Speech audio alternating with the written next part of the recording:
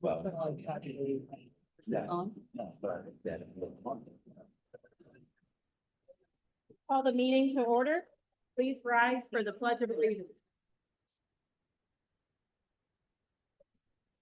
I Pledge allegiance to the flag of the United States of America and to the republic for which it stands, one nation, under God, indivisible, with liberty and justice for all.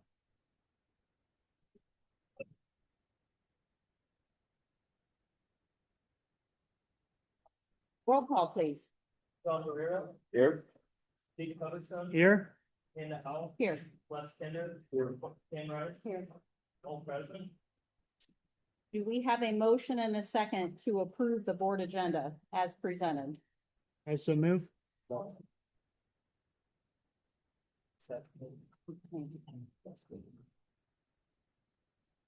Roll call? Steve Covington, Yes. Ken Rice. Yes. John Guerrero, Yes. Les Kinder. Yes. Anna Howell. Yes. Motion passed. All right, first on the agenda tonight is we have two presentations for consulting purposes, and I think we're going to start with the Ohio School Boards Association. Good evening. My name is Christine Robbins, and I'm Director of Board and Management Services for the Ohio School Boards Association, your membership association. And I too served as a Board of Education member for Westerville City Schools for 2 terms. I've been with OSBA for about 3 years and in the director role for the past year. So we handed out packets with our proposal for conducting an executive search for your treasurer position. And so there's a lot more detail in the packet, along with a copy of the slides that I'm gonna quickly review. I think we're gonna have them up on the screen, but I'll just kind of go through the details of what we would do in terms of working with you. So our belief is that a successful search starts with a strong team of professional and experienced search consultants, and we have 3. And all 3 of us have served as school board members, so we have that expertise, and we've been through the process in your shoes as well, in terms of searching for treasurer and for superintendent. We present an honest, comprehensive, transparent process that ends with a solid, long-term relationship between the Board of Education, the treasurer, and the superintendent. As far as a general timeline, the process typically takes anywhere between 8 and 12 weeks. It's really up to the board. We have a 5-phase process, and I'll go through each one quickly. The first is the planning process, and if we were to be selected to work with you, I or another consultant would come and meet with you to develop a timeline and to also begin to develop a leadership profile, a candidate profile. And that's where we ask a lot of good questions related to the qualifications that you're looking for in your next treasurer. We then will create a customized profile or brochure that we'll use in our marketing and initiatives. So the second phase then is the marketing and recruiting. So once we finalize the profile, get your approval, we then begin to post it and advertise it widely, not only in the state of Ohio, but also nationally. If there might be interest in someone who's working in another state, but would be able to be licensed in Ohio.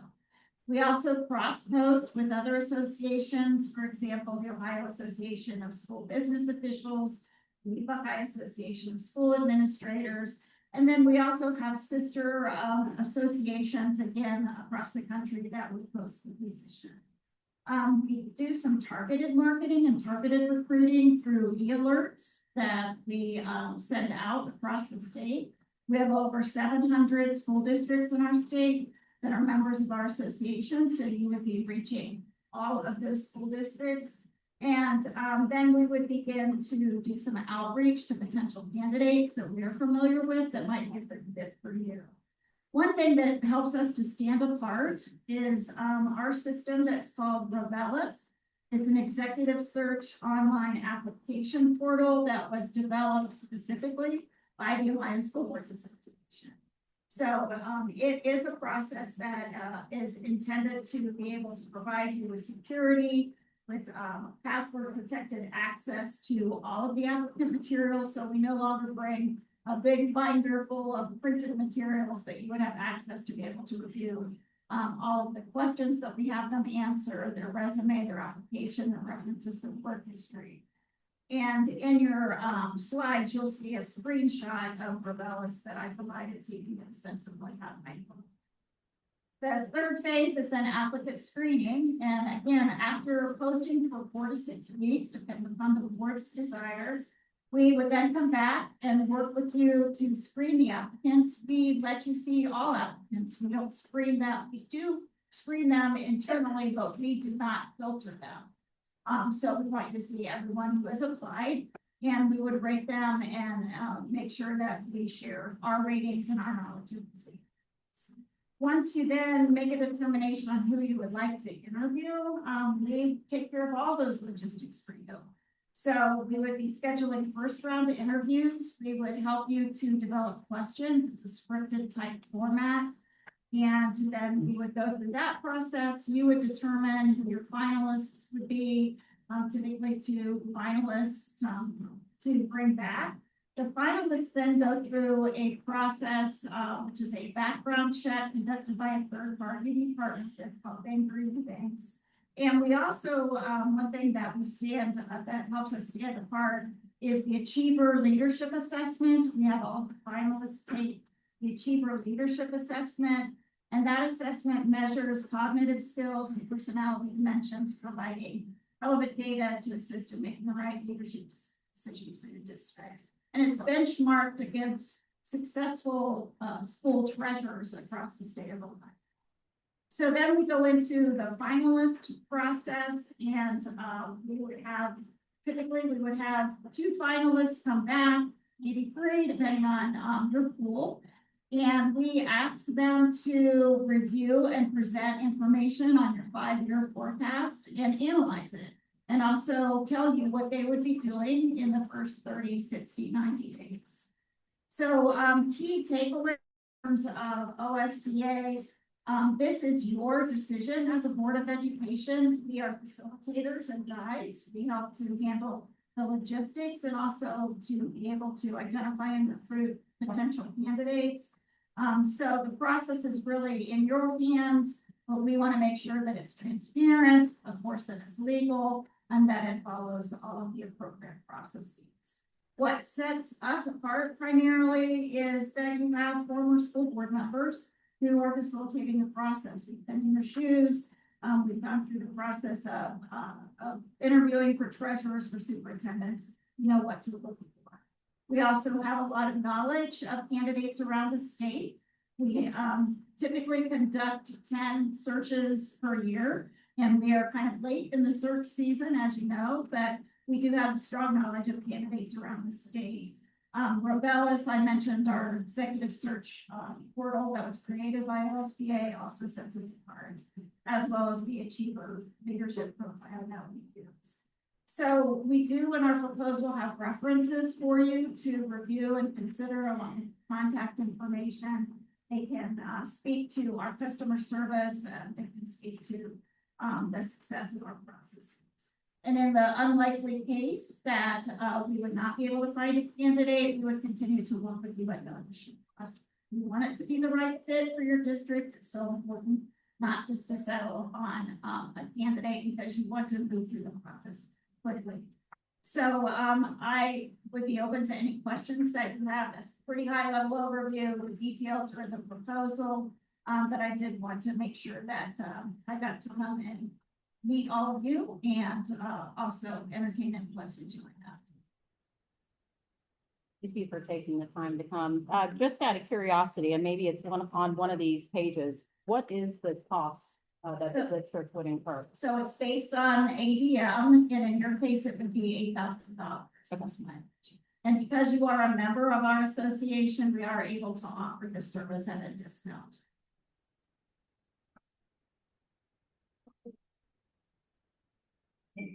Anybody have any questions?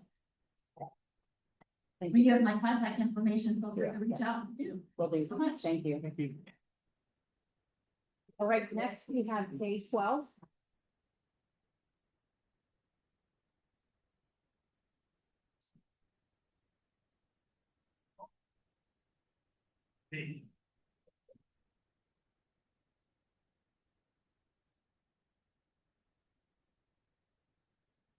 Best way to keep it to 20 minutes, just be to bring a couple of calendars, but I'm gonna offer you a couple options. Okay.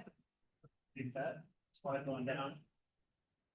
So I'm Chris Moore, I'm the owner of K-12 Business Consulting. It's good to be back. I've done several searches for you in the past. I think I have met you personally.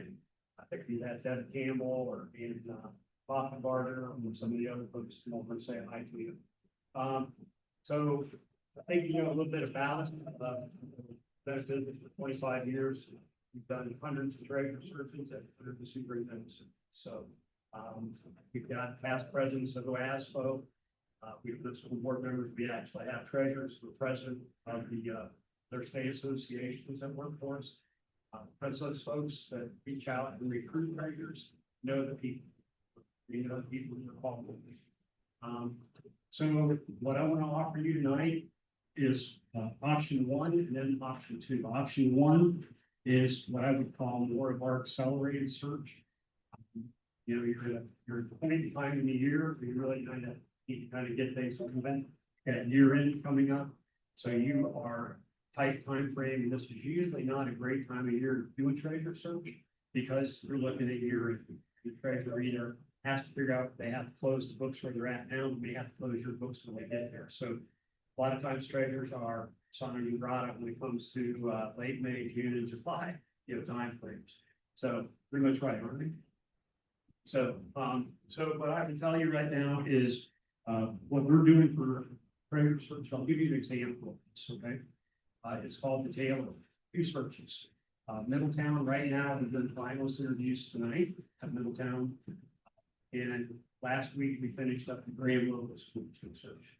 Right, so Graham did more of a traditional search, more like what you just heard here, where you would advertise and you know, wait 2 or 3 weeks. We would recruit, we reach out to people in Graham. We reached out almost 80 people, assistant and treasurers in a 1.5 month out around Graham. For the extension of outreach, we called people. We had 4 candidates that applied through the process. And board had interviewed all 4. They had 2 folks they liked, come back, and he ended up based on one of them with the group. Okay, so I think you all know that the treasurer candidate pool is not a pool. It's not even a fund. So whenever you put up a bunch of things that have to make people jump over hoops and hurdles to apply for your job, you're already shoving away a few folks that might actually be there. We typically do personal calls with people. So when we ended up with Graham, they had 1 person left at the end of the day after they did the typical 3.5 weeks of waiting, things like that. So when we saw that happening, what we did is we reached out to Urbana, we began the conversation. have shared service, and that's what I'm gonna talk to you about in option two. And what we worked out with them, because they felt real comfortable with that treasurer, very experienced treasurer, to be we connected with them, we had boards of education work together, and they negotiated shared service, made it exceptionally experienced treasurer, well loved there, and they think it's gonna be a great fit. The other school system, Middletown went with option one, kind of like an accelerated, what I call more of a surgical approach. We advertised for not even 2 weeks, just because we wanted to advertise in case there's somebody out there. We did their typical outreach, an hour and a half around Middletown. But then what we did is we invited sitting treasurers to come in and talk. Just to be kept confidential. And we ended up getting 4 people, currently experienced treasurers in the area of Middletown. And so at the end of the day, when we screened candidates, the 3 folks that applied through the normal, through the front door process of advertising, responding, none of those were qualified people with the minimums. And so the 4 people that we personally invited back came in and talked to the board. They screened that candidate pool down to 2, talking to them tonight. I think the least experienced person in that pool has 8 years treasurer experience. If they had to come through the application process, they would have gotten none of those people. I know that's true. So that's more of what I call an accelerated surgical approach, where we would have to reach out to some folks, provide them an opportunity to come have a conversation with you. Okay, so we have to make sure that they have that conversation, done an executive session, so that doesn't interfere with the potential of damaging their current employment where they're at now. Okay. The second thing that we would probably offer for you, because the one problem that you have, Graham has, all small districts have, is you're a stepping stone for a treasurer that comes in and starts. You're a starter size school system typically, which typically means you're every 2 to 3 years right back in the search process again. I know you get tired of it. We get tired of it. So what I would offer to you, if you want to just start out this way, is why don't you let us go ahead and try to put a shared service arrangement together with you. You're going to get a more experienced treasurer. Typically would be somebody close by. In that particular process, we would probably come back and meet with you again on June 1st. And we would organize a search. In other words, we would talk through the process, things that we would do to find somebody for you. Once that were the case, we've identified that individual. We would have that person come in and talk to you on June 8th. Again, these dates are just draft. You have to work that out, the organization. But we would want you to interview the person like you would interview any other treasurer. That's exactly what we did with Brady. We had a Mandy come down and just interview with the board, just like any other treasurer. Because if you don't like the individual, you don't feel comfortable with the person, especially interaction with the board, any superintendent, it's not going to work. Okay. But if you put those together correctly, then we would bring them back in together. And then what we would do is have a couple members of the school board, the superintendent of both districts meet along with the treasurer. And we would facilitate that meeting, making sure that we have the right questions asked and things like that. And if we can work something out, put together contracts, I believe the folks put that together, and then you just act like you would if you.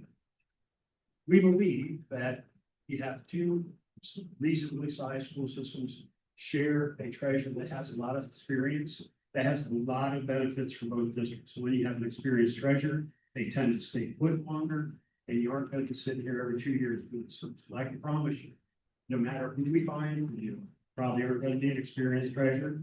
And once they have some experience, probably going to continue to look right outside the door to some experience. I'm sorry, that's just the way it is, because there's just not a lot of candidates out there. In districts, the wages are going up on these jobs much faster than like 2 or 3%. So we follow that. So we would offer you 1, offer you 2. Obviously, 2 would be less expensive. 1 would be around $79. And if that failed, what we would probably do for shared service, we would go ahead and try to bring that together.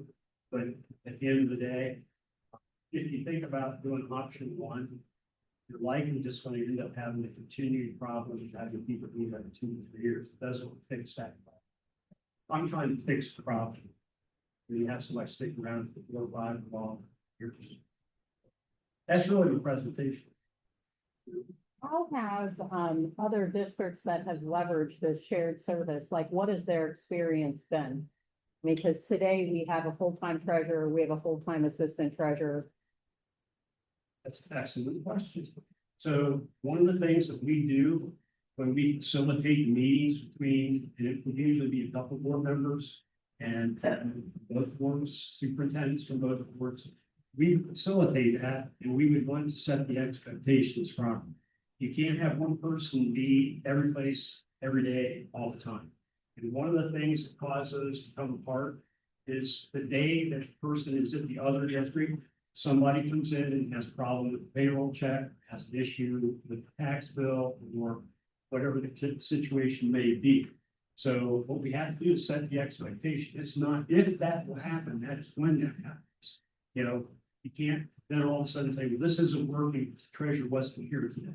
There's other ways you can handle that. One, you could have a staff member here who can address that question. The superintendent oftentimes ends up getting the brunt of those questions.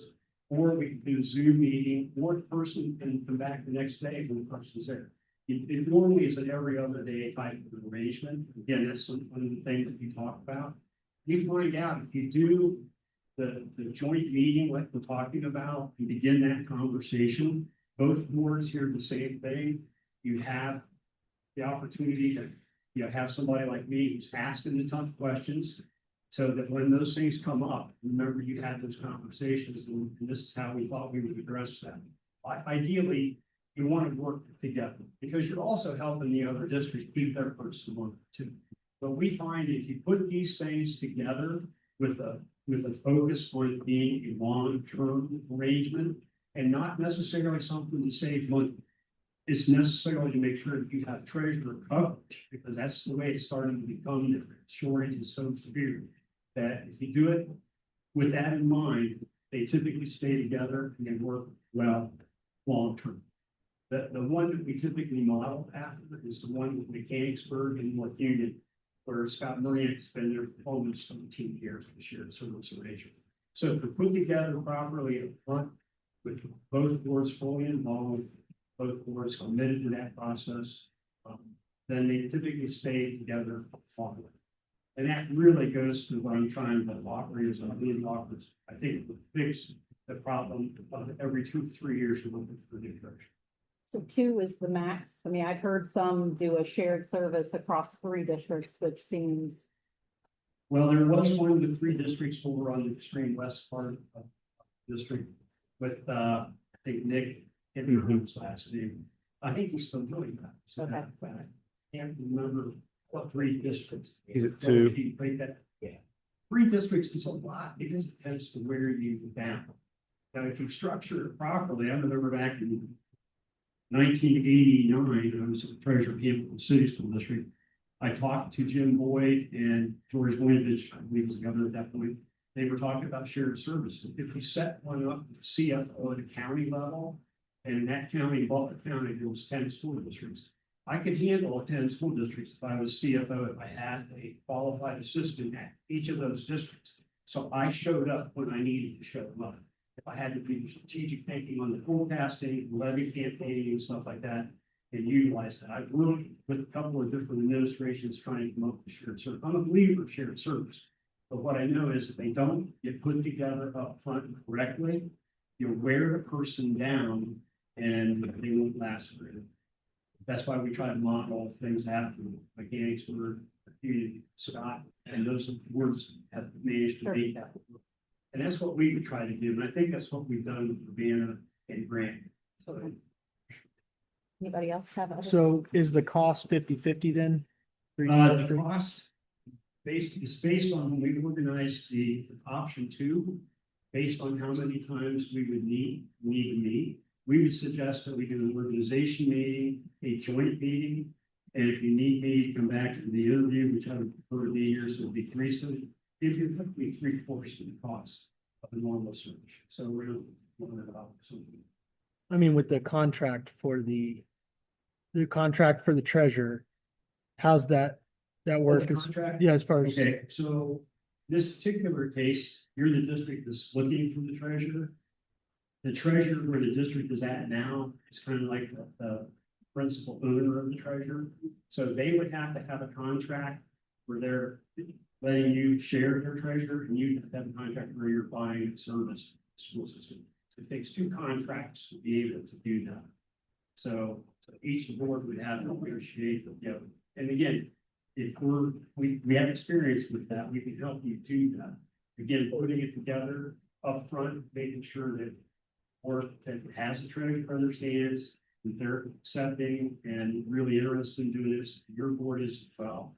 That's the seeds that grows mighty oak.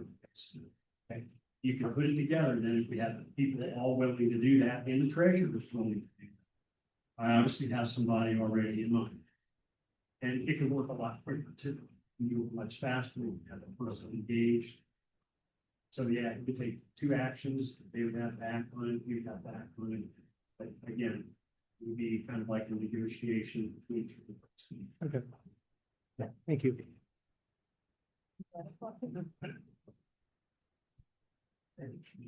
Thank you very much. We ask that you use the mic, we can't hear you if you're up there. Thank you. There's just the one, so I'll try to talk, I'll try to talk louder. Thank you. Yeah, just if I'm shouting, someone tell me to not shout.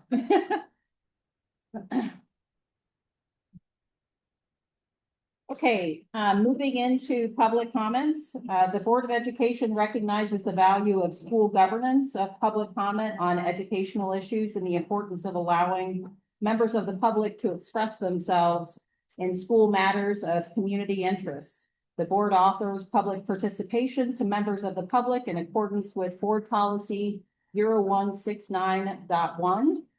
The Board of Education asks individuals wishing to make a public comment register their intention by comment by signing the public participation sign in. I know some others came in late. Did anyone else wish to speak? Because this is the official list. We're good? Okay. Before we open tonight's public comment session, I would like to take a moment to speak directly to our community about the matter that I know is on many of your minds. On May 14th, Superintendent Hughes shared a written statement with our families. I want to reaffirm everything in that message tonight in person because I believe you need to hear directly from each of us.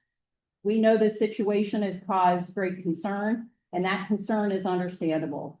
When allegations of this nature are raised, they weigh heavily on families, on students, and on all of us who care deeply about this school community.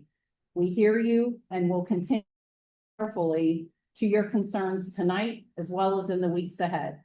Here is what we can share with you tonight.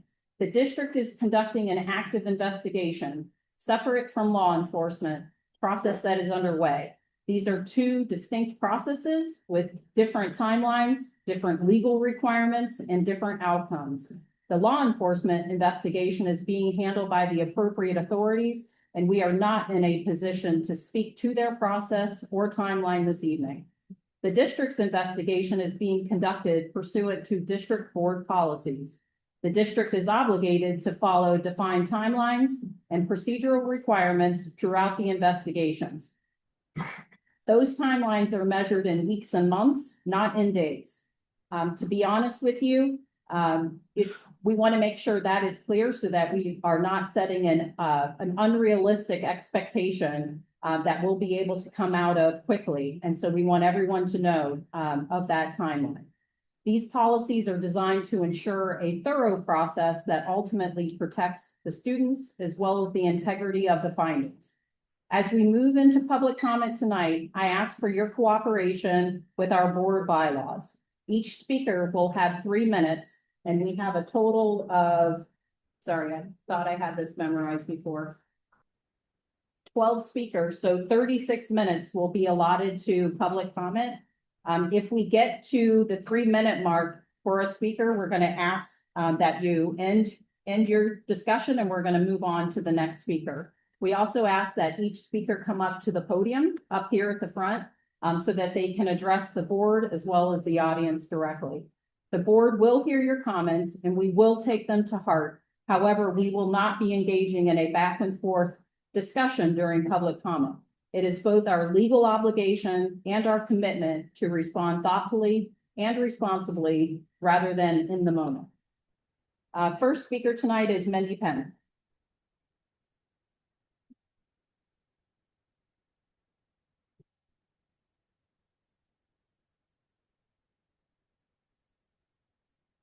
My name is Mindy Penn, and I am the mother of a fourth grader and an eighth grader at Miami East. I am speaking tonight regarding multiple district policies that have been violated by the current administration, along with what I believe is a serious disregard for student safety and parental rights. Over the past school year, at least 7 district policies have been violated. Since September of 2025, I have repeatedly brought concerns to the administration regarding the online safety of elementary students. Earlier this year, videos labeled sensitive content were made available to 4th and 5th grade students without parental notification. These videos discuss sexual reproduction, puberty, complex mental health issues, and political topics that many parents would consider highly controversial. Then the website Look It was introduced in my 10-year-old son's classroom. Students were permitted by the school to create accounts using their school email addresses and birth years that falsely identified them as 13 years of age or older. On this platform, students can access content involving condoms, intercourse, birth control, illicit drug use, and other age-inappropriate material. Again, parents were never notified that students were creating accounts who are able to access this content on school-issued devices. When I contacted the superintendent with these concerns, the response I received was simply, "Thank you for your thoughts." Last month, my son came home with questions about an article he had read on Newsy LA.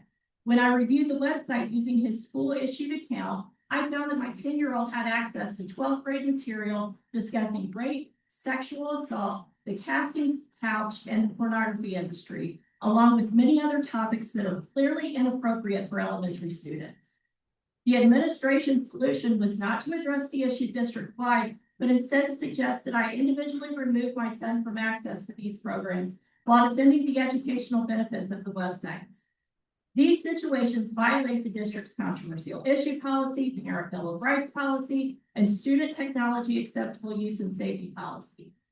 Given the administration's dismissive and apathetic attitude toward elementary students' online safety, I am deeply concerned by reports of the same attitudes demonstrated by administrators when they are made aware of sexual grooming and sexual assault occurring by a high school teacher. My son will enter high school next year. His biggest concern should be his grades, his friends, and sports, not whether the adults responsible for his safety are doing their job. Every adult employed by this district has a duty to protect students. The administration is responsible for enforcing district policies, and the school board is responsible for holding the administration accountable when those policies are violated. That accountability has not occurred. The policies entitled administrator ethics, staff ethics, responsibilities of the superintendent, and student supervision and welfare policies have all been grossly violated in this situation. Policies Time exist is for a up. reason. Thank They you are very designed to protect children, and I am asking this administration to begin Lisa following the Maxson. policies the board has established. And I'm also asking the Mrs. board Penn, to your time enforce is up. meaningful consequences for administrators or staff to hold their responsibilities.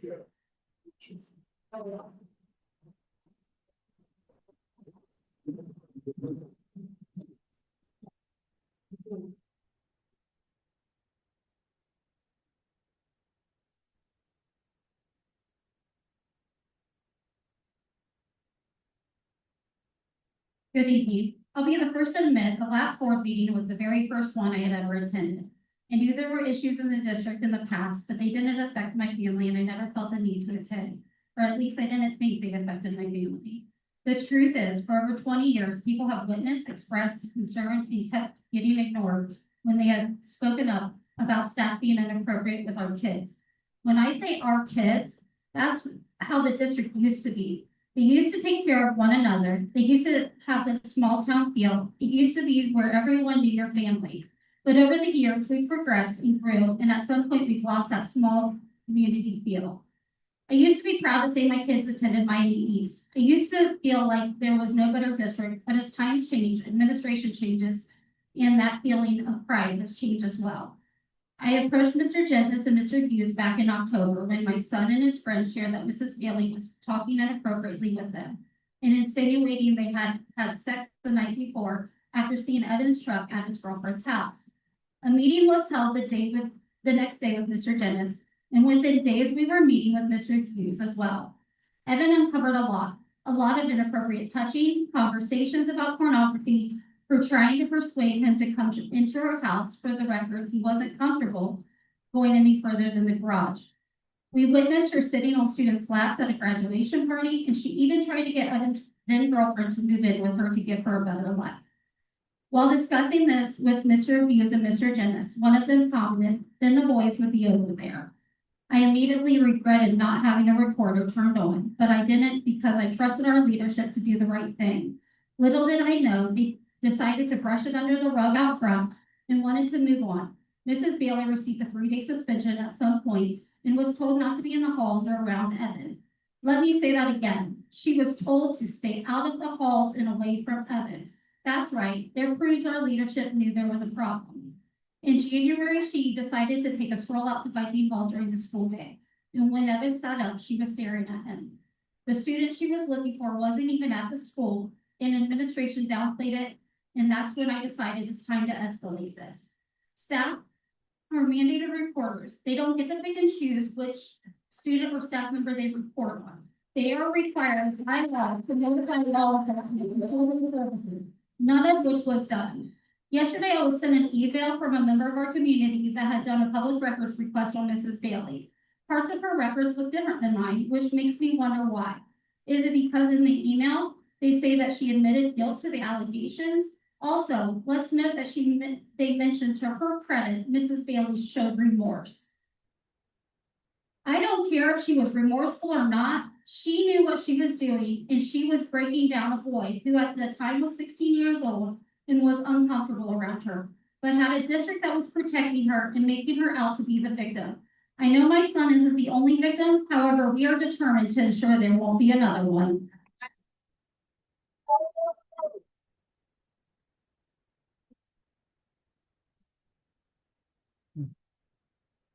What's that?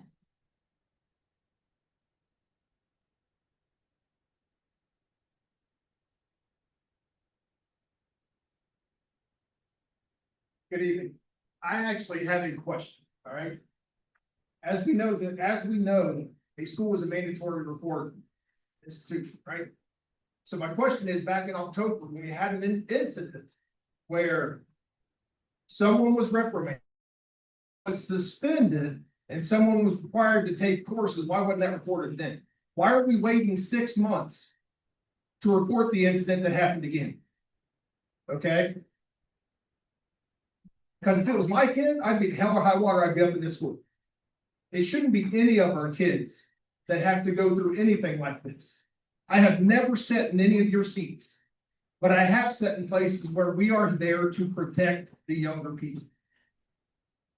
I don't know what you did. I don't know who did what or who didn't do what, but y'all didn't do your job. From the way it looks out here, you did not do that. I would have loved an explanation on why 6 months ago, nothing was done. Please.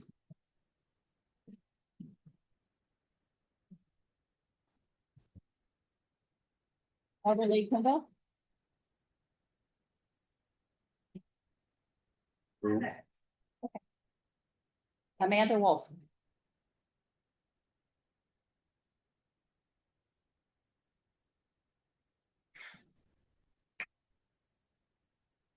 Well, as most of you know, I'm actually in an active federal lawsuit with the school right now, so I can't say that much. But I do want to say, because I feel like everyone in this room deserves to know, that I've actually alleged abuse on all 3 of my children at one time or another while they've been on this school. I've asked them twice to call CPS, right, Eric? And you told me that you didn't believe any of that was abuse. We had a whole long conversation about that. And I'm a mandated reporter. I'm a nurse. I've been a care point nurse. I've been a nurse for over 20 years. I'm very educated. We have to take annual education about mandated reporting, unlike the continued education that educators do, which I don't know if you guys are also aware, but it's very, very minimal. I just want to say shame on you guys in front of everyone, because you know what you've put my family through, you know what you've put Samantha's family through. You've put a lot of families through a lot of things, and I'm standing here before you because I want these guys to know that I've asked you to do the same for my children, and you've refused to my face on 3 different occasions, and I have it all in writing.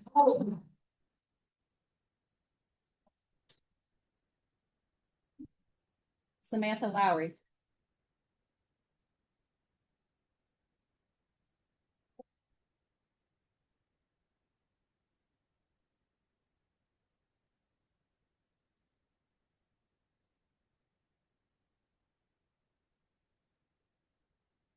I would like to give my time to Hillary. Am I allowed to do that?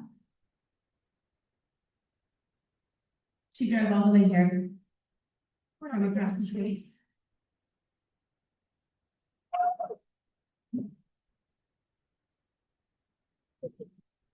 Good evening.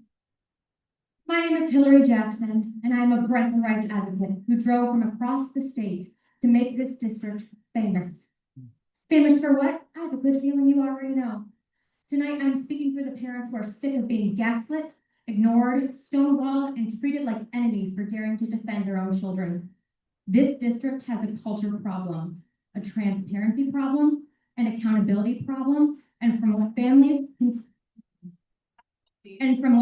continue reporting, potentially a very serious safety problem.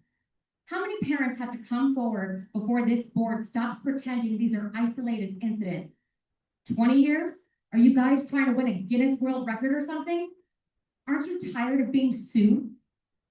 How many students have to suffer before somebody in this district finally grows a spine and admits something is deeply wrong? Parents have reported bullying ignored for years.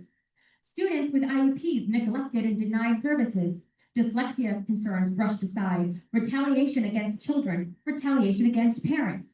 Complaints buried. Records delayed. Silence, deflection, excuses. And what has this district mastered instead? Damage control. Not child protection. Not transparency. Not accountability. Damage control. Families have described children terrified to speak because they fear retaliation. Parents have described being treated like nuisances for advocating for their kids. Students are reportedly failing while adults sit in offices collecting paychecks and protecting one another. Let's talk about arrogance. The absolute audacity to treat parents like they are too stupid to notice what's happening inside these schools is disgusting. You work for the public. You answer to the taxpayers. You answer to the parents. You answer to the families whose children you are entrusted with every single day. You are not royalty. You are not untouchable. And you are certainly not above the law because parents are paying attention now. They are documenting, they are organizing, they are filing records requests, they are contacting state agencies, they are speaking to attorneys, and they are comparing stories. And these stories are sounding alarmingly similar. This board can no longer hide behind polished statements and carefully crafted PR language while families are standing here begging to be heard. And frankly, some of you should be ashamed. Ashamed that parents feel forced to fight this hard just to get basic answers. Ashamed that children with disabilities are allegedly being failed. They're going to give you the rest of their minutes. I can promise you that. But she doesn't get to go past 3 minutes and she doesn't get to speak twice. You want that? She cannot. Well, then here's what's going to happen. I'm going to pass my speech to the next person. They're going to keep going. So either I deliver it or you have all of these people do it for me. You are not here, Ms. Jackson. Ashamed that parents were forced. Why did you run? What are you applying for? Children being abused? Is that what you're asking about? Asking that the process be followed. Please, And we are following the process. ma'am, you are done. Ma'am, I'm gonna, I will leave this here for the next speaker.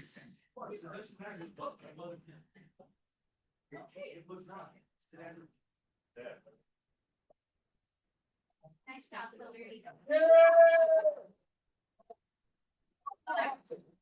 It's all gonna be my Tom Kendall. million people watching, so. Is Tom Kendall here? That's who's next. You're not gonna allow me to finish. Did she get 6 minutes? She does not. Samantha relinquished her minutes to her. I didn't have Ms. Jackson on here. I was going in order.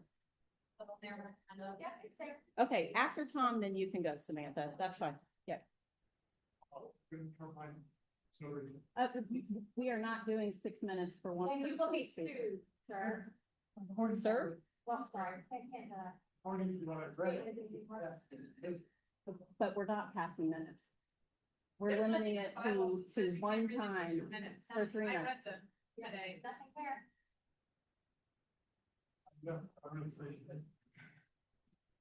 One speaker for 3 minutes. Show me where that's in the bylaws, it's not. It doesn't say that. you We are can- not going to engage. We can move on to the next speaker. So much for transparency, I guess. Samantha, sir, did you want to continue? Yes, I agree with just about all the statements were said, and I think even more so.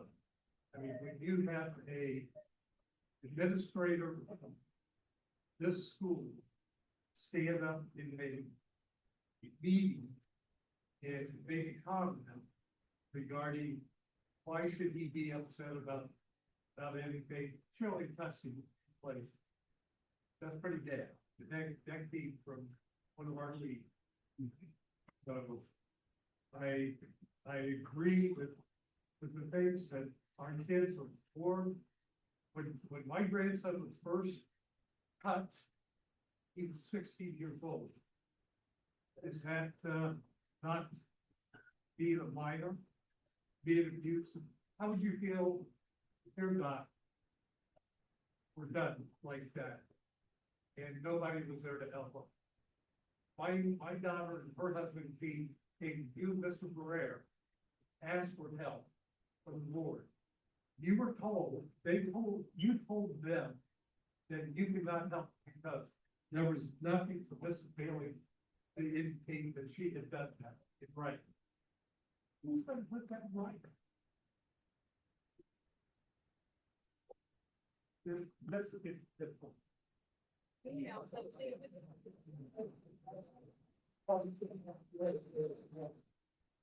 Samantha?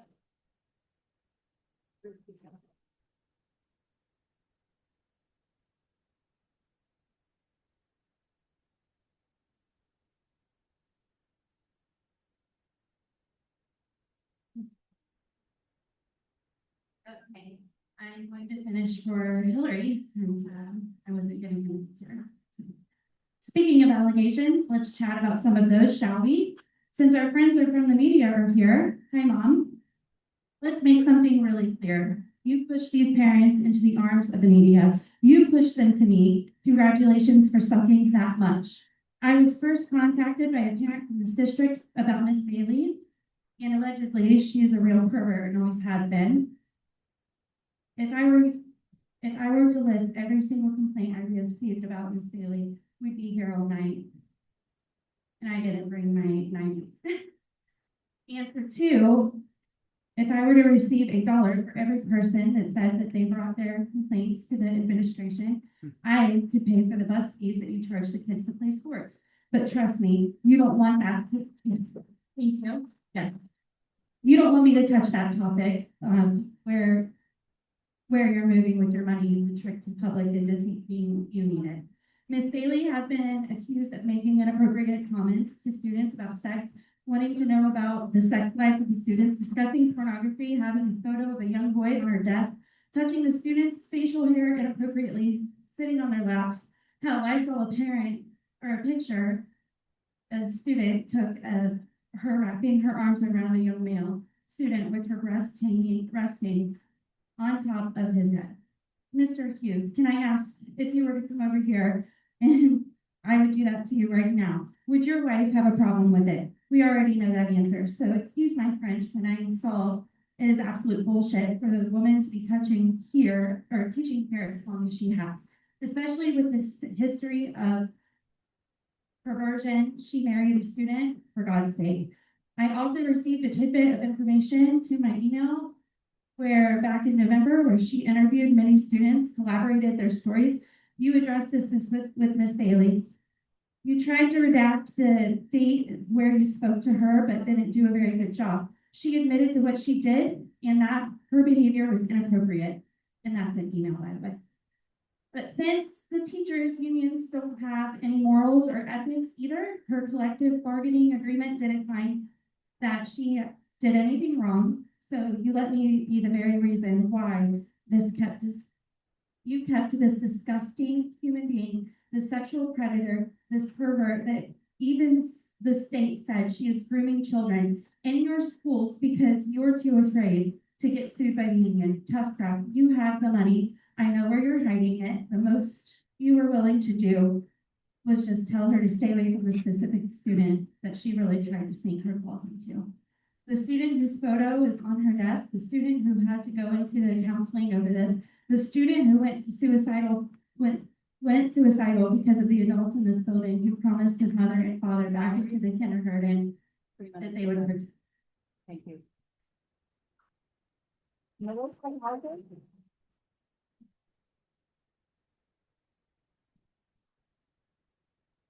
Melissa Hauser?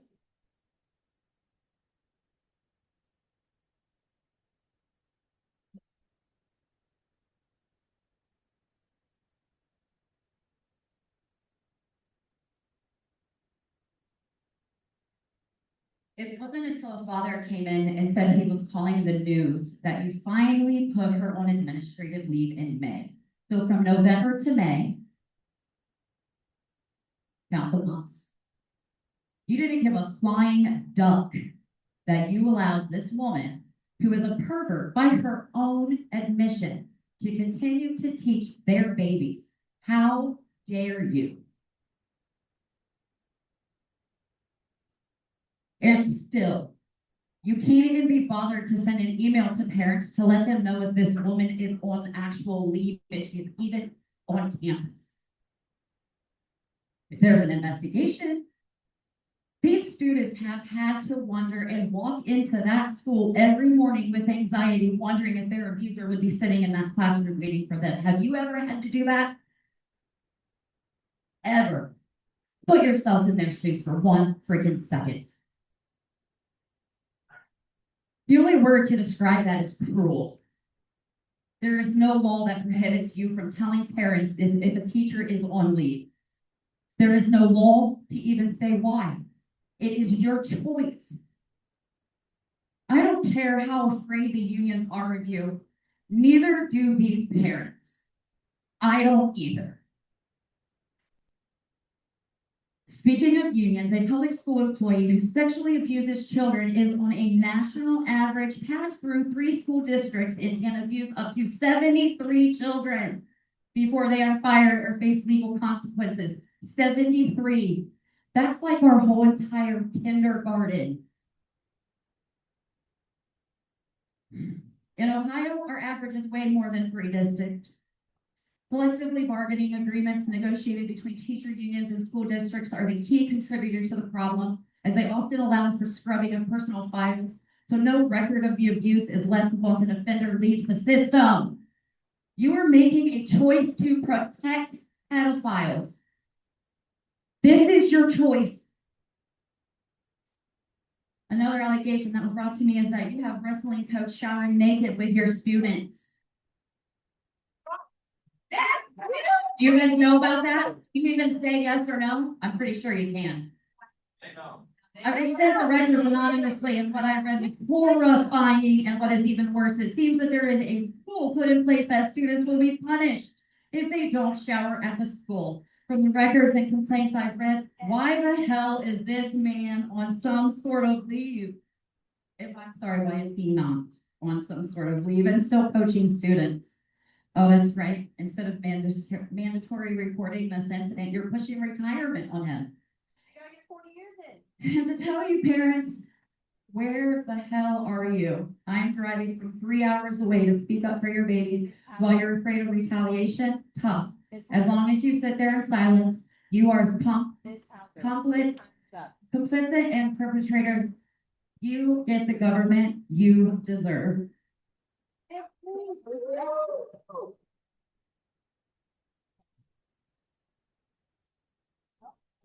Sam Lacey?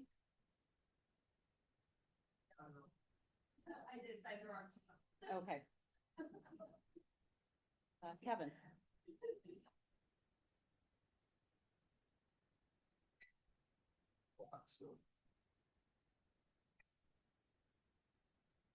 Head of Justice. Good evening, everybody. To turn my back on you guys just a little bit. Talking to the audience, the crowd here. Listen, these guys have turned their back on myself, our family, probably many of you, far too many times. So I don't feel any disrespect, signal in a negative way to turn my back on me. These guys are nothing to me, and they should be nothing to you. These guys are cowards. These guys care only about their status, their symbolism in the community. It is disgusting that they do it at the cost of your children and your children's future. I want to encourage you. I'm glad you're here tonight. That's a great start. But I gotta encourage you to do more. You guys have to get rid of these guys. They've not done them. They're not doing them. Listen, I'm an every day's a new day kind of fellow. They want to turn around and show us some signs tomorrow morning that they're making a change. Support them. They don't make a sound move to win you over. Get rid of these clowns. Get them out of here. They're not doing anything to let people do whatever the hell they want. Get them out of here. I encourage you to educate yourself. Guys, these are laws. They're not suggestions. They are statutes, codes. They come under the color of the law, and they swore an oath to protect this community and honor those obligations. They're not doing it. So get them the hell out of here. I don't know who they are, but this guy's writing. What the hell is he doing? Doing his books from the games last night? What is he writing? I know he ain't writing what I'm saying, but he's looking busy to you anyway. All she's worried about is the time. Somebody's got to have a doggone consciousness up here. One of them has to. Get him the hell out of here. Educate yourself on the law under the Department of Education. If you need to pursue appropriate litigation, do so. Don't be scared. Get some litigation going.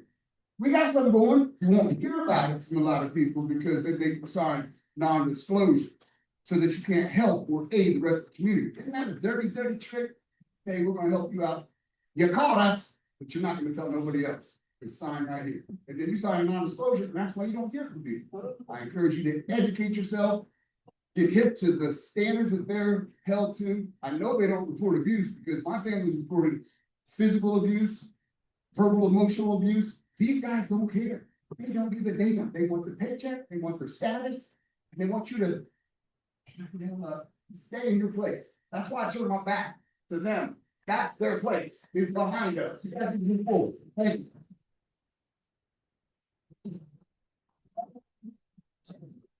Final speaker is Russell Eichlin.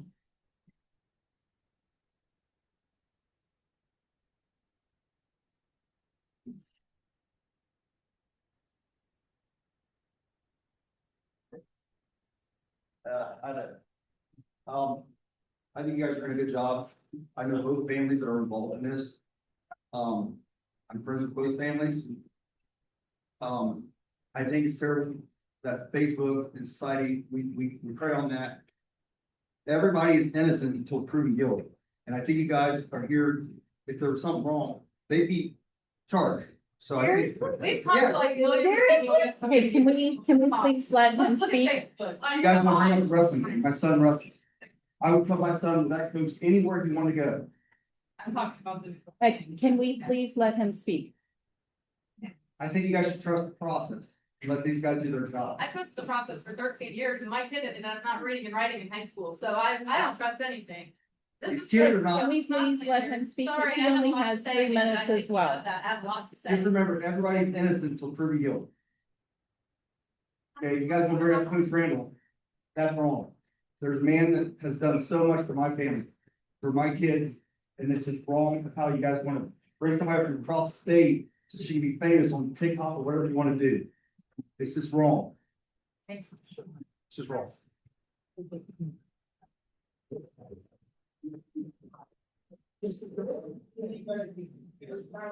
That concludes public comments. We are going to now move into the regular board meeting. Don't shower with kids, period. Can we please continue? How that happen? Can we please continue? This is a business Are meeting. you there? Okay. I have a Yeah, that was there. So do other mothers. The next item on the agenda is the superintendent's good news informational report. All right, good evening. First, going to start off with the FFA members of the month. As kind of tradition, normally we have our seniors, so there's more than one member for this month.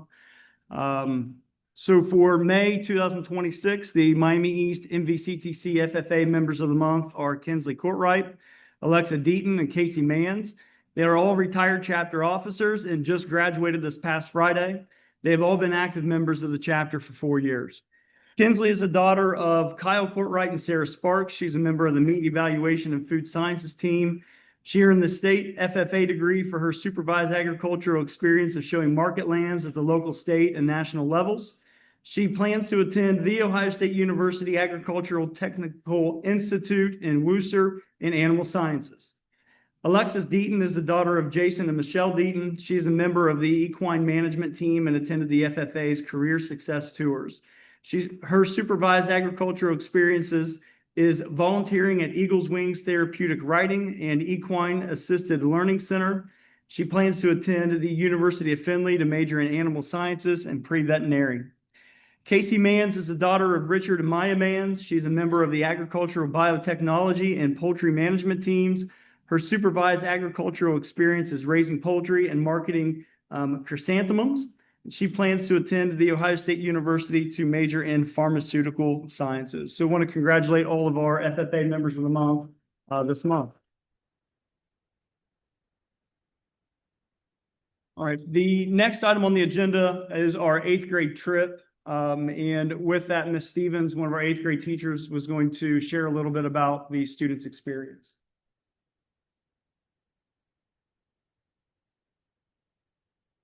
Hi there. For those of you who don't know, we take our 8th grade students on an 8th grade trip, other than a few students who missed out during the COVID shutdowns and such. After COVID, the camp that we used to take them to had taken them to for over 30 years shut down. And at that time, they didn't fully shut down, but they weren't able to handle the group of our size. So at that time, we partnered with Summit Bechtel Reserve, a Boy Scout camp in West Virginia. And we were able to create a trip that with them, they helped create something that they had never done before, partnered with us to bring in a school group. And they've actually created sort of a trip and are looking to expand this to other places around the country. So this year we took 95 8th graders to Glenjean, West Virginia. About 20 more than usual. It was a big group of kids. The focus of the trip is team building, growing as a class while moving growing as a class before they move on to high school through outdoor education. Activities such as rock climbing, zip lining, high ropes course, whitewater rafting, archery, tomahawk throwing, all sorts of things are offered, and the kids take great advantage of those. So during this trip, despite a lot of kids telling me that they were afraid of heights, 91 out of 95 students did a 3/4 of a mile zip line across the lake and canyon over camp. It's the longest zip line in North America. The coolest part for all of us is watching the kids cheer for each other as they do this high ropes course that you see in front of you. Kids are standing down on the ground, cheering, yelling to their friends, "You can do it." The 2 kids that are standing over there on the right-hand side, the first girl was terrified to go. That's her classmate who said, "Let me go with you, I'll talk you through it." And that's the kind of thing that we got to see. And that's the kind of thing that we got to experience for 5 days. That is by far the best thing. We had a kiddo who I wasn't sure we were going to get into a whitewater rafting trip or whitewater rafting boat for a myriad of reasons. And halfway through, he looked at me and he said, "This is the best day of my life." And I'll tell you, 5 days away from home, time away from my family right before my own child graduated, it was all worth it to hear that. On the final night, we have a dance. And, you know, people tell me kids don't dance anymore. We got a picture that tells me kids do. Because I would say about 85 kids are up doing a line dance, in our final picture. I don't know if we have it up I think there. it's the top one, Alex. Yeah. Might be that top, yeah, that top one. Mhm. About 85 kids are up all doing, some version. Some of them knew how to do it. Some of them taught others how to do it. Some of them just tried and went right along with it. At the end of the night, Mrs. Charney, who was also with me, and I were sitting there, we were writing the, update that parents receive each night. And one of the girls looked at us and said, tonight felt like a Disney movie. That's what they, felt like that trip was. So, thanks to the board, thanks to administration for supporting a trip like this for these kids. Some of these kids have never even been out of the state of Ohio. This was their first time doing that. And, we had a really good time. Thanks to parents for trusting us with your eighth graders. We really appreciate it. Thank you.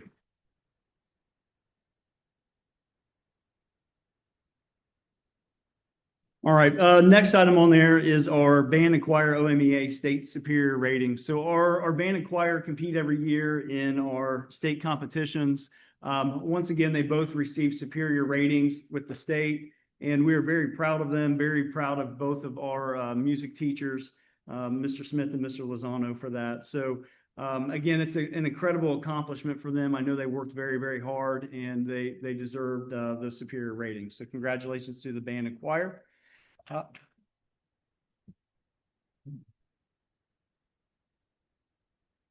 Kind of a year in review recap for FFA. As we know, if you were at our FFA end of the year banquet, you would see all the certificates that our students receive and all the competitions that they go to. So just a little bit about our chapter. During the National Chapter Award results, the chapter was named a gold medal chapter. And additionally, the chapter was placed in the top 10 in the areas of growing leaders and building communities, and the chapter was named a top 10 overall in the state out of about 325 chapters. So again, Ms. Carity, our FFA Alumni Association, and our parents and members, congratulations on another successful year.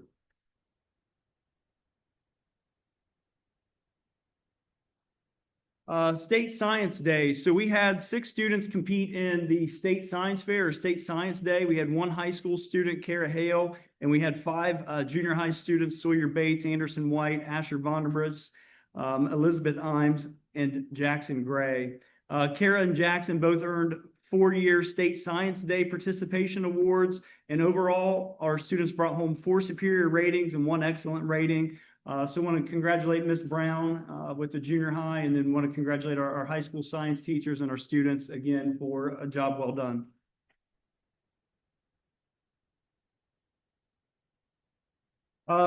Graduation this past Friday. So this year we had 107 students graduate. We had 105 participate in the ceremony. This was the most challenging ceremony that I think I've been to, but I think, especially from some of our track parents that I talked to, they thought the program went very well. So as you'll see later on, we have some students competing tonight in regionals for track.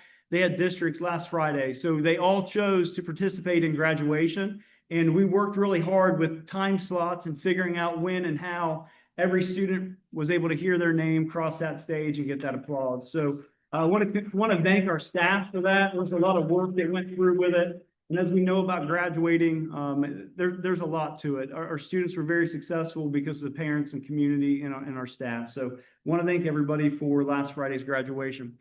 And then on to spring sports, just some of the highlights. So for track, with our league meet, our junior high boys, girls, high school girls, and high school boys all won TRC league meet. So I want to congratulate our track team for that.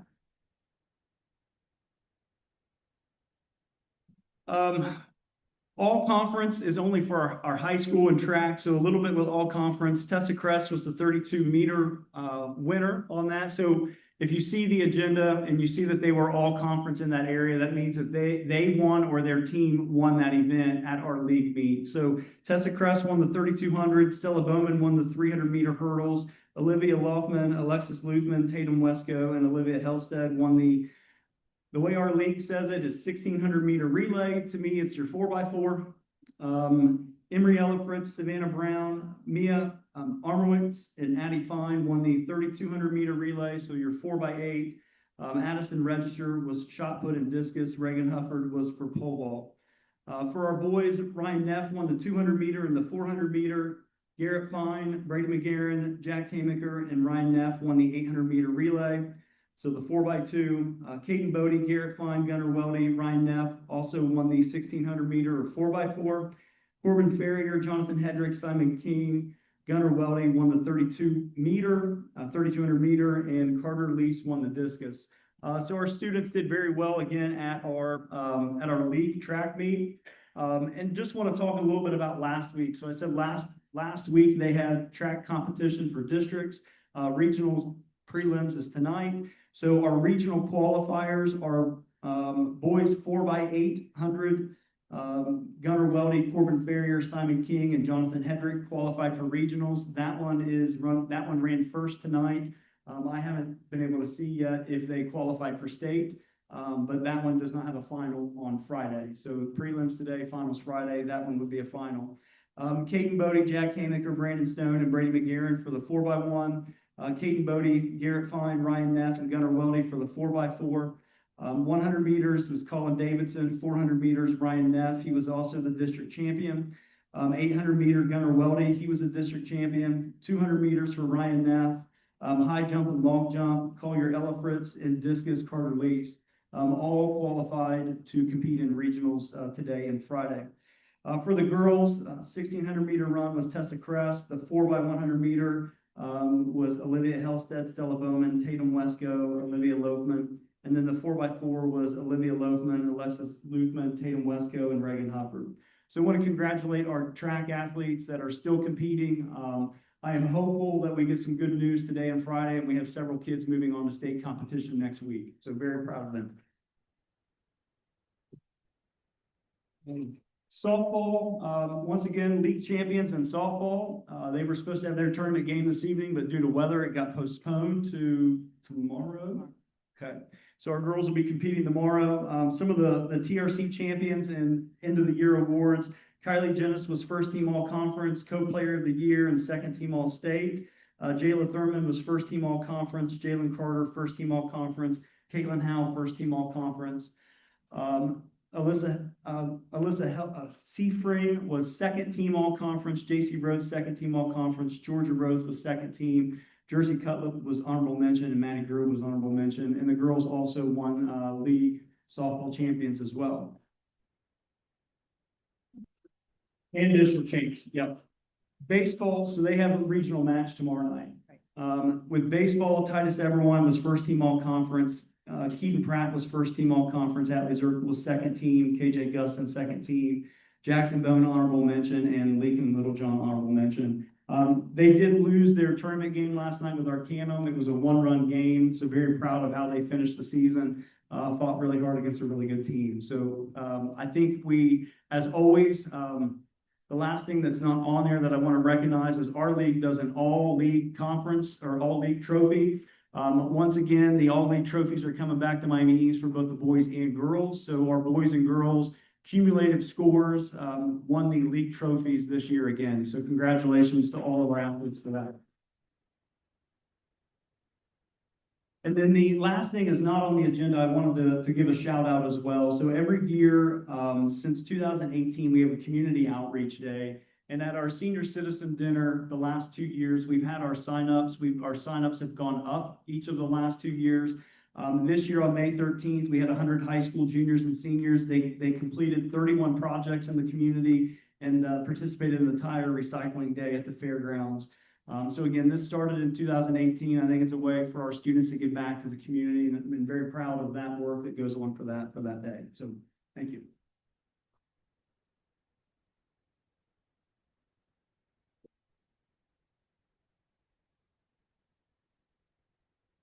All right, moving into the treasurer's consent agenda, do we have a motion and a second? Second. Is that less? Less. Okay.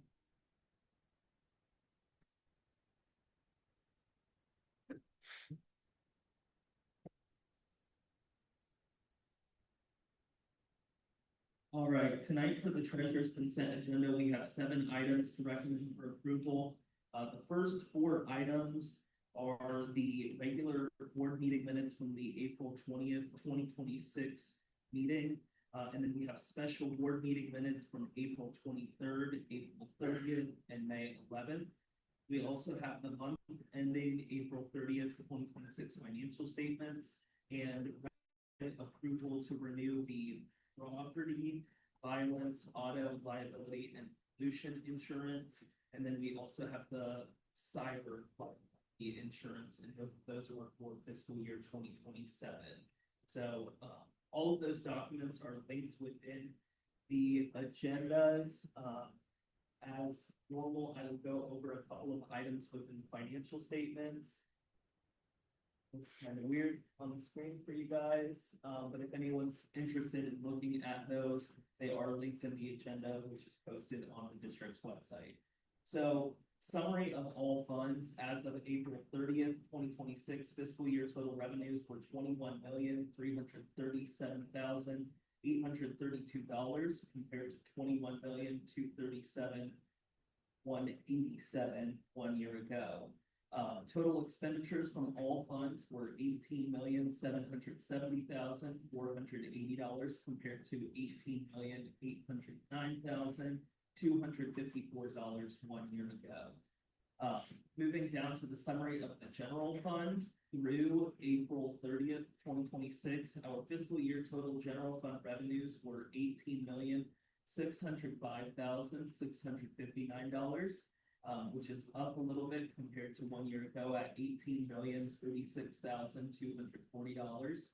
And total general fund expenditures were $16,149,087.50, compared to $15,555,940.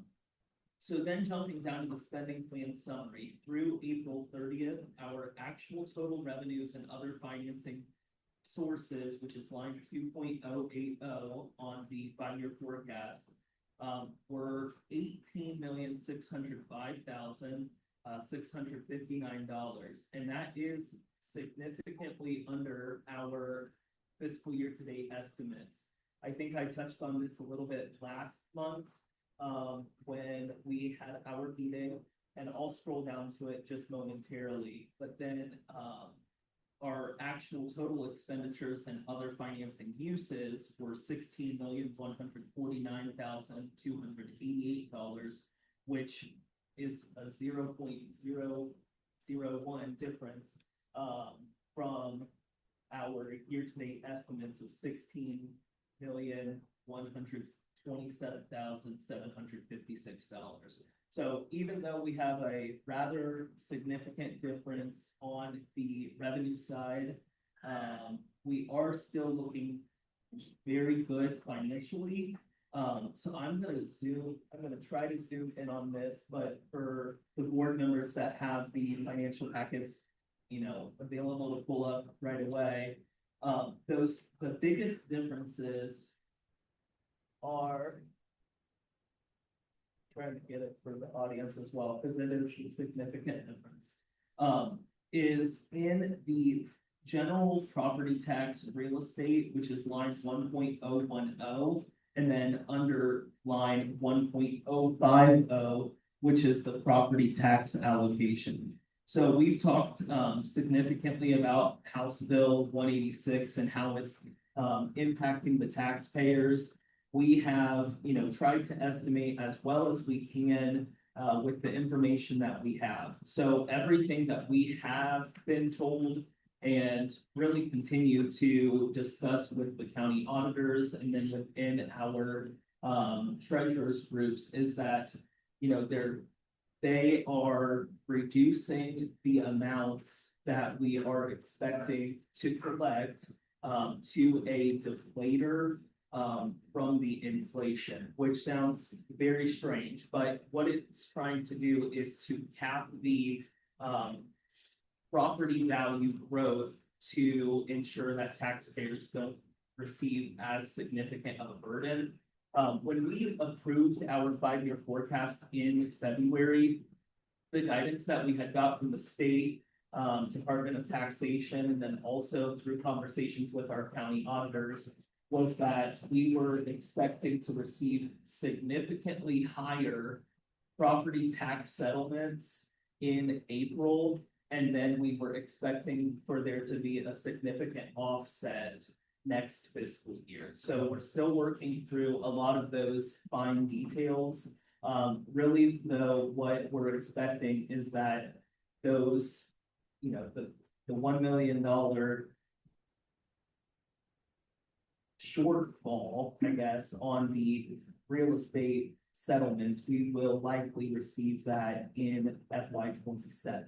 So some of it just has to do with the credits and offsets, and we had significantly lowered our property tax collection estimates for FY 27, thinking that these will be higher. So what's likely going to happen is it's going to stabilize a lot better for the district.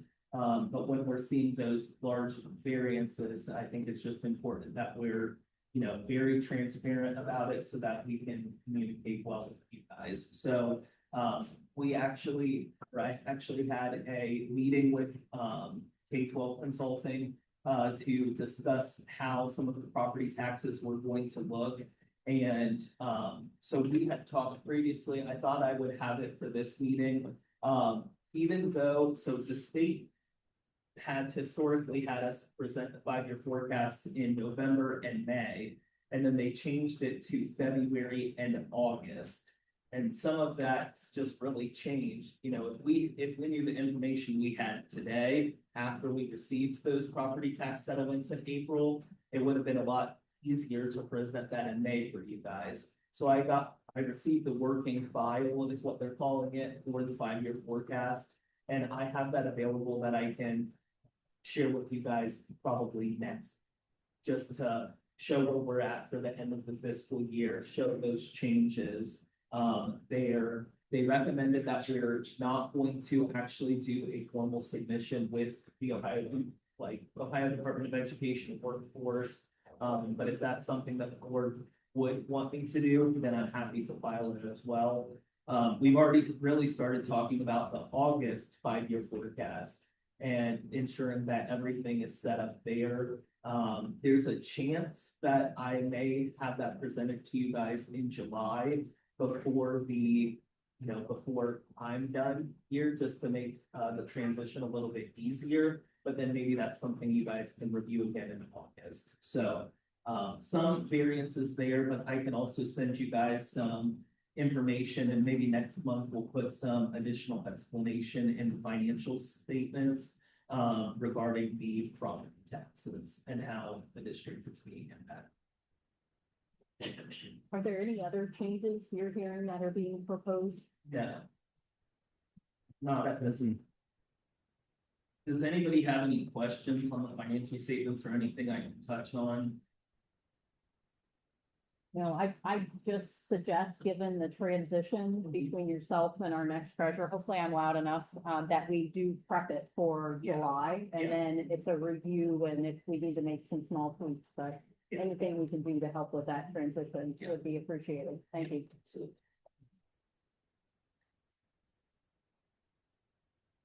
Okay, so then that's with that. Are we ready to any other discussion? Roll call, please. Les Kinder, Yes. Dave Coverstone. Yes. John Barrera, Yes. Tim Rice. Yes. Amanda Howell. Yes. Motion passed. The next item we have from the treasurer's report is approval of grants and donations. So for month of April, we received 2. We received a $100 donation from Martha Dale to the Performing Arts Student Activity account. And then we've also received an $80 donation from Kona Ice of Troy to the Ashland.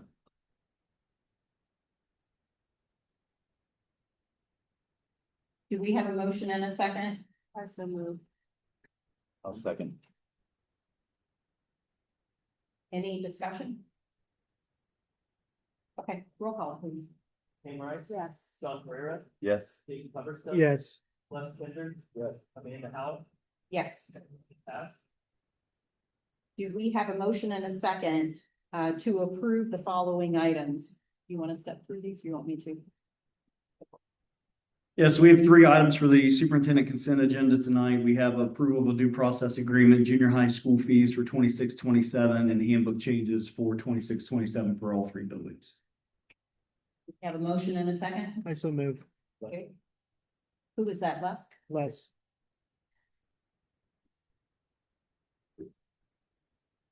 All right, so some of the changes, especially with the handbooks, they need to get them out and get them printed. So that's why we approved them a little bit early. There were some changes that we approved this last school year for attendance. That was an update based on legislation. So that was one of the changes that you'll see. I know the junior high one didn't reflect it as much because it's reflected in our board policies, but you'll notice some of the changes on the high school and elementary one. Just outlines a little bit of language with the new changes for attendance. So that's really some of the bigger issues or bigger changes that we have with the handbooks. Any other discussion? Roll call, please. Jake Hubbardston. Yes. Les Kinder. Yes. John Ferreira. Yes. Pam Rice. Yes. Hannah L. Yes. Motion passed. All right, so for personnel consent agenda this evening, we have 11 items. We have certified substitutes, 3 letters of resignation, hiring of Don Craig for Director of Operations, supplemental contracts for 26-27, some extended service days for counselors, Mr. Tyre, Ms. Dennis, and Mr. Harbaugh, and then hiring of Kaylee Wheat for elementary 5th grade reading and social studies. Do we have a motion and a second to approve the following personnel items? I'll motion. John last. All right, a couple of the items on there I want to talk about this evening. So letter of resignation. I know everybody out here heard the presentations to begin with from OSBA and K-12 about a treasurer search. We hadn't voted on that yet, but you'll see on here that Mr. Hicks has given his letter of resignation effective July 31st. The next one on there is Mr. Rohr as the elementary principal. Mr. Rohr has been with the district in that position for, I believe, 11 years, and want to thank him for his time and his service to the district. He and his family moved this last school year, so part of that move, he got a job closer to home, or actually in the district where his kids are living. So he was board approved last night. We've approved the resignation. We'll vote on the resignation this evening. And a little bit of that, as far as timeline wise goes, we posted the elementary position last week after Mr. Rohr gave me his letter of resignation. So that's been posted. We've received several applicants already for that. What we're going to be doing is going to be working over this next couple of weeks to get a committee together, work with Dr. Helsley and our administrators and elementary staff to get that interview committee, and we're hoping to be able to hire somebody here in June, at some point in June. We know that for educators, that July 10th is kind of a deadline where districts may or may not let you out of a contract. So we're hoping to be able to finalize that here in June. So applications are due June 3rd, and then we'll begin that process for elementary principal. We approved back in February, when mine was on there as well, we approved for Mr. Upton as Director of Operations. I believe I saw somewhere the other day, we mentioned retirement. Mr. Upton retired previously from the Air Force, and this was a second job, so he's just stepping back and staying retired from the Air Force right now. I think we're pretty fortunate. We had several applicants for that position, and Don Craig, I don't know, Don lives in the community. He has kids that attend here. We think Mr. Craig will do a fantastic job. He has been with the YMCA since 1999, actually a little earlier, but full-time employed since 99, and has been the executive director at the Robinson Branch YMCA for the past 15 years. So he brings a lot of experience to that position, and we're very excited to have him join. You'll notice on there his effective date is June 15th.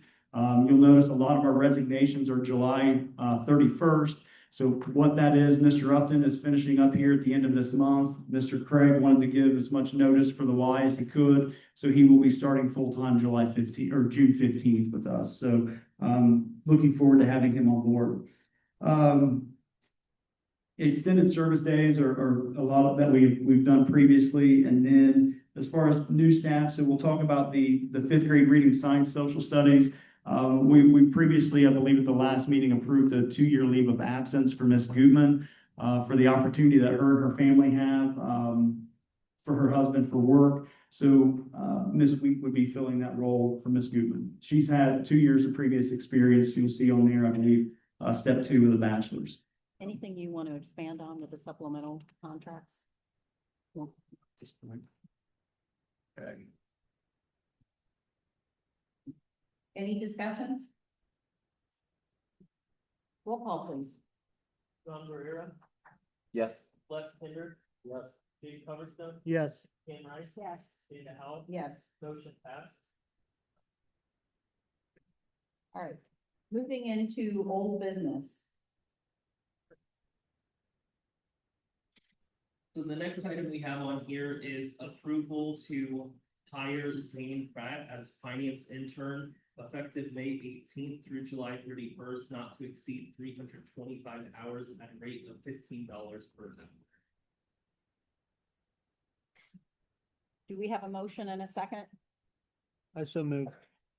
I'll second. Okay. So we had actually had Zane on, I think, the last 2 agendas, or with the special meetings, it changes it a little bit, but I was able to provide the board with a little bit of information in terms of the roles and responsibilities that the finance intern would work on. And then we also were able to discuss some of the different saving opportunities by having an additional staff member throughout the summer months. So I think one of the things that really, when Zane actually reached out to several different districts in the surrounding area. He came in and met with me and Mrs. McGill, our current assistant treasurer, and we discussed the opportunity of having him come in. And I felt like it was a great way to really kind of contribute back to some of the younger individuals maybe looking into coming into the profession. So I think when both OSBA and K-12 were discussing the treasurer search, there is a significant shortage, it appears, of treasurers or qualified treasurers. And so I think that, having somebody come in would be a great way to kind of contribute to that pipeline a little bit. And, I think through the treasurer pathways, so OASBO, which is the Ohio Association of School Business Officials, they've tried to create different pathways to get individuals involved in the career. We were able to hire Mrs. McGill, and she was actually a sitting treasurer within the county. And so we were able to bring some really good experience back to the district. And I think that, even though Zane may not work here long term, that he really, having a finance intern position over the summer would bring great value to the district. So really over the summer months, really the end of May, June, and then the first parts of July, we're trying to work on closing out the current fiscal year and heading into the new fiscal year. So there's actually, really, it's our busiest time of the year, trying to, prep contracts for the next year, but then also doing some cleanup of some of our existing records, meaning like our financial records and then also personnel files. So we've worked with SC Strategic Solutions, using their platform SCView to store some of our records that can't be disposed, such as personnel files.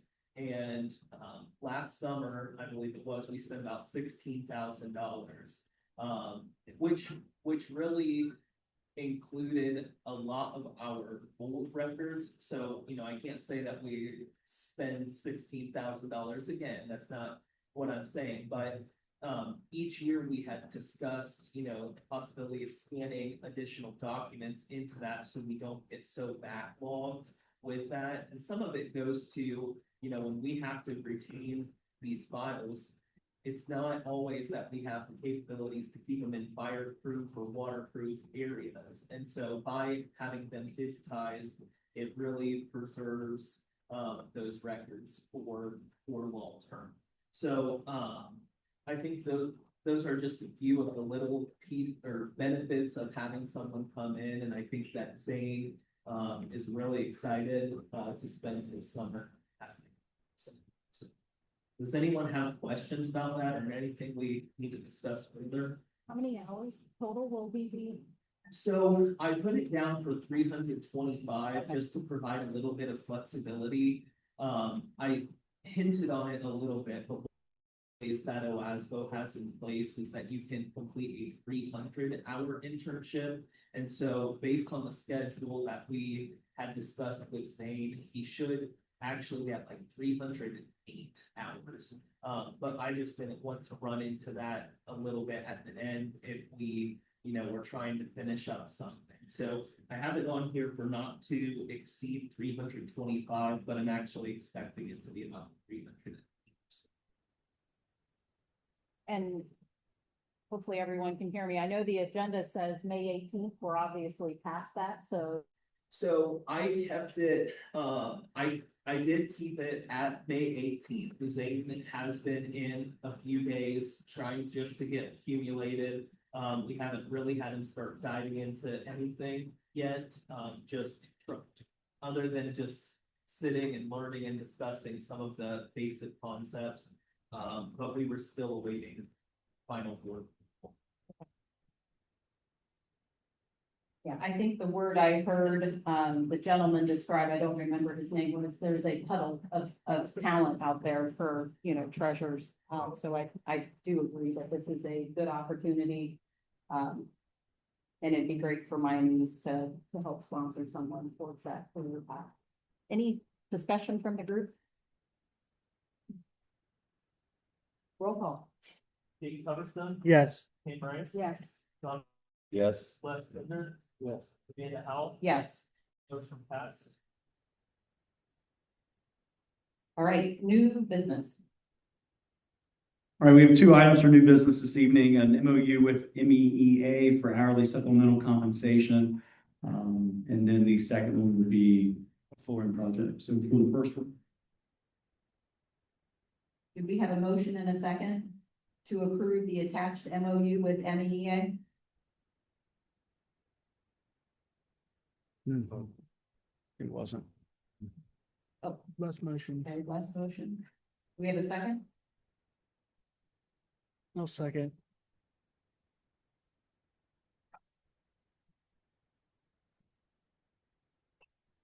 Any discussion? You want to talk to the details on what this is? Details of it. All right, so there's a little bit of just some clarifying language that we put in there for any of our salaried positions that also have an hourly position supplemental, such as I believe there were 4 or 5 of them, just to clear some language up in our contract. And basically it is after school tutoring, detentions, and monitoring of students that way. Part of it is to make sure that we have that, we have times where students are able to stay right after school and be able to get some of those support and help. Okay. Any other questions, discussion? Roll call, please. Les Kinder, Yes. Jake Coverstone. Yes. John Ferreira, Yes. Pam Rice. Yes. Amanda Howell. Yes. Motion passed. All right, second item is approval of Continental Flooring Company for a bid for our K-8 building project or K-8 building.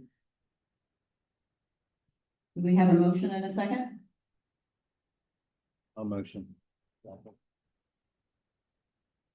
Les, was that you? Second. All right, so we partnered with the Viewer Group again for this project, and we ended up, they posted it, we advertised for it, and we ended up receiving 3 bids. So the bid tonight is with Continental Flooring Company. We accept the lowest reasonable bid. Their company won that. The part of the award letter as well is it would be a 60-day from start to finish. So board approved tonight. We'll let the viewer group know that's been approved. I right now have a meeting scheduled for Friday with the viewer group and the and Continental Flooring to where we can go over timelines and information on that. But it's supposed to be a 60-day project. I believe we talked about it last time when the board approved to do the project. We have 10 classrooms in the junior high that'll be getting up carpet to tile. And then the junior high and elementary music rooms will be getting updated. We didn't want to do tile, thought it would be too hard of a surface and bouncing of sound, but also didn't want to put carpet. So what I showed the board this evening, this is what we're going to be looking at for the music rooms. It is a rubber flooring, a rubber tile. It's very durable. It's easy to maintain and easy to clean. So there'll be tile in 10 rooms, and then the music rooms will have that rubberized floor instead of tile to help with a little bit of sound absorption. When will they start? We will find that detail out Friday, but it's supposed to be a 60-day. So Ms. Howe asked when they would start. It's supposed to be a 60-day from the start, the time we approve it to the time they finish. So I should find that out on Friday. Any other questions, discussions? Roll call, please. John Barrera, Yes. Wes Pender, Yes. Jake Coverstone, Yes. Anne Rice. Yes. Amanda Howell, Yes. motion passed. Any board committee reports? Have we put a facilities group together yet? Not yet. Part of that, we've talked a little bit. So part of that, I have some people that have expressed an interest in being part of the facilities group. We talked about that a lot with the strategic planning. And one of our parts with that is we were going to do a feasibility assessment. Part of that feasibility assessment would be the overall district, but then also an emphasis on the Board of Education building. We talked, Mr. Hicks mentioned it a minute ago, and I wrote down a note. I just want to make sure with all this rain that our file room is dry, because that building has a lot of, it rains inside quite a bit when it rains heavy. So we've got some repair work to do in that building. And with that, we kind of pushed off when Garmin Miller gave us that initial proposal. We talked about having a community meeting to get feedback from the community on what needs you guys want for our district. It's not just the board office, but overall.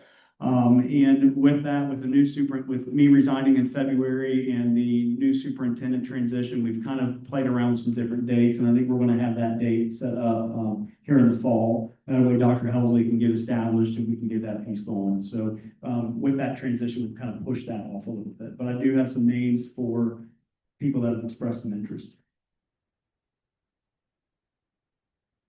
Anything else? All right, moving into board comments. I'm going to start this evening. So first, I want to thank everyone for coming out tonight. Each of us have heard you and will continue to work in the best interest of this district. As stated earlier, the district is conducting an active investigation separate from the law enforcement process that is underway. The law enforcement investigation is being handled by the appropriate authorities, and we are not in a position to speak to their process or that timeline.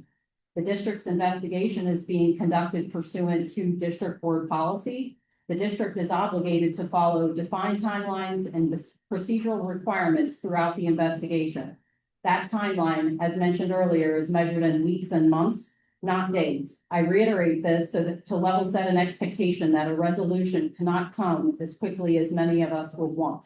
These policies are designed to ensure a thorough process that ultimately protects students and the integrity of the findings. That said, slightly shifting gears, I do think it's important that we recognize the successes across 2025 and 2026 for the school year and some of the achievements. Yesterday, I had an opportunity to attend a district-wide meeting. Many district employees were awarded with service anniversary milestones at the 5, 10, 15, 20, and 25-year levels. I want to take a moment to recognize several individuals who have provided service for truly decades across this district and have made a lasting impact. The time has come for their retirement. Combined, they have 111 years of service between these four individuals at Miami East, and I want to honor their dedication and commitment to the district. That is first and foremost Janet Gump, Sydney Hirsch, Luann Jordan, and Susie Weber. So I'd like to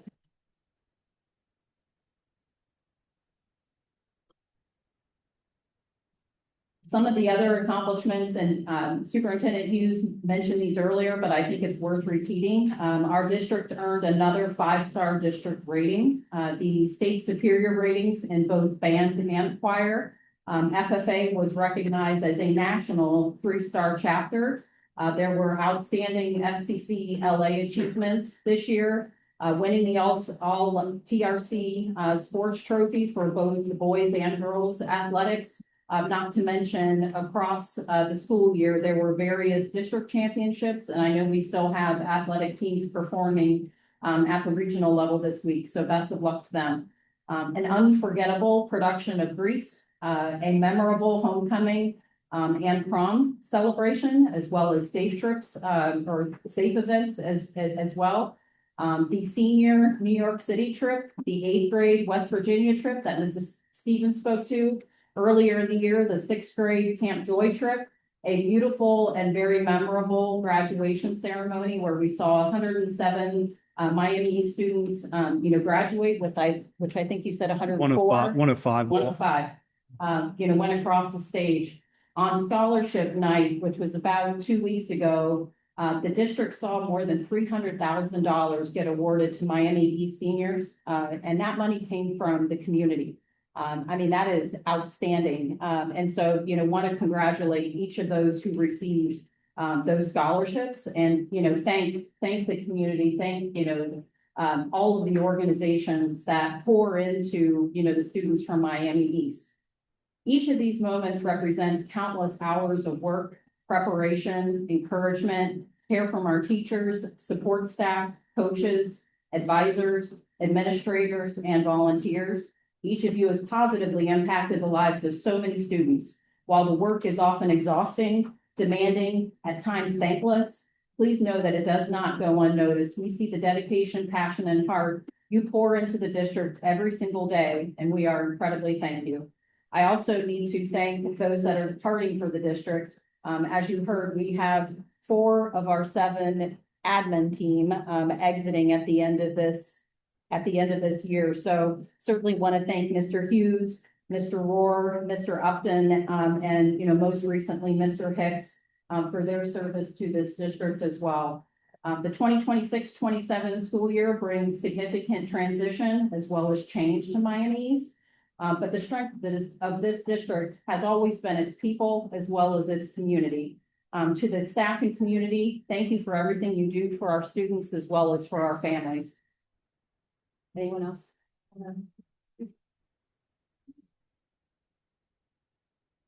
All right, I make a motion, or can we get a motion and a second to adjourn tonight's meeting? I so move. Second by Les. Roll call, please.